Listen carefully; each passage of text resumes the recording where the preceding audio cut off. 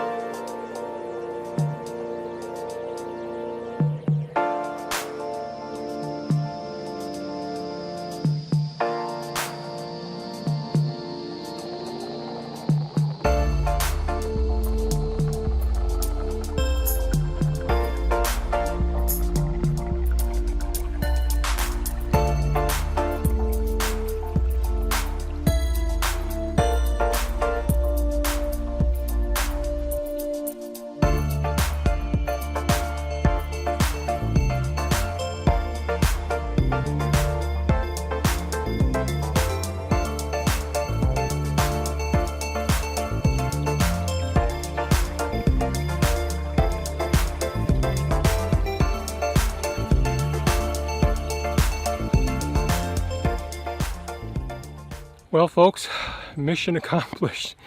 We got the weed mats down, and hopefully it'll work. It is getting hot, and we're going to have some really hot days the next couple of days. Before putting the drip tape down this morning, I wet down the beds, the areas where the plants are, pretty well, and then we got the drip tape down, and then just finished putting in the weed mats. What we ended up doing was use a combination of 4-foot and 3-foot weed mats so that they would overlap in the path space. There's only a tiny gap where each of the plants can come up through, and there's a possibility this may not work because of the absorption of heat with the black mats that could burn these delicate transplants. But I think that because they're predominantly tomatoes, peppers, and eggplants, heat-loving plants, that they'll probably do okay. I've started the drip irrigation going right now, just to keep cooler water going through the system. Again, if the water lines are out on the surface of the ground, you may be giving them more hot water as well. But the drip tapes predominantly are underneath the mat, and that should be cooler as well, since the surface of the mat will be very hot, but within a couple of millimeters below the surface of the mat, it's usually much cooler. It's just where the stem of the plant sticks through the weed mats that potentially can get burnt, or the leaves. More likely the leaves. The stems are mature enough now that I think they're going to do well, with the exception of some of the jalapenos and some of the eggplants. The red Russian kale and the curly kale are stable enough now and have a thick enough of a main stem. I think that they're going to be okay. But time will tell. I'll keep you posted on this system here, and we'll let you know just if this does work. So I'll do a pan around here real quick. So over in this row here we have the red banana peppers, my favorite pepper. Here we have the San Moranzo, I can't remember the proper name of these tomato plants, mostly for canning, pasting. Then over here we have our bell peppers in this row. And you can see the paths are really sunken down in here really well. And this southern end, the lowest end on the area, is built up with wood chips. So that'll hopefully retain more moisture during the summertime, especially during a drought, since these are raised beds. Once the roots get down there deep enough, it should be able to maintain adequate moisture. Then here we have some heirloom tomatoes on this side, and I've got a stake up above up there that indicates where we have some Green Valley cherry tomatoes. And here some curly kale. Over here some red Russian kale. Here's where those tiny little jalapeno peppers are, and some of them are having a hard time squeaking up between the two types of weed mat there. And then over here are the eggplants, which are really tiny little buggers. The birds ate most of them over in the work area. Well, thankfully the winds were calm today. We're going to go get a bite to eat now, get some lunch, and take a little bit of a break, cool off some, since the sun's baking down here. In the northeast here, we're up near the Great Lakes. We're just not used to all that much sunshine hitting us, usually lots of cloud cover. And a nice breeze would be good now as well. So if you like this, please give it a thumbs up, subscribe if you haven't subscribed, hit the bell icon if you want to see more of these videos, get notified when we post another video, and by all means folks, have a fantastic day. Bye bye now.